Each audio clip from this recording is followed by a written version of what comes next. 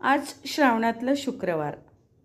श्रावणातल्या शुक्रवारच्या निमित्त प्रत्येक सवाष्ण आपली मुलं बाळं सुखी राहावीत म्हणून जिवतीचे शुक्रवारचे व्रत करतात. त्यानिमित्त आपण कहाणी ऐकणार आहोत जिवतीच्या शुक्रवारची. एक आपलं आटपाट नगर होतं.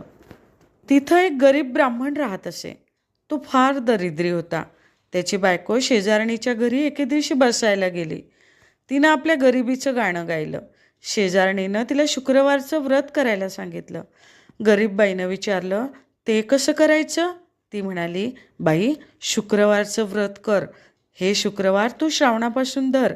सारा दिवस उपवास करावा.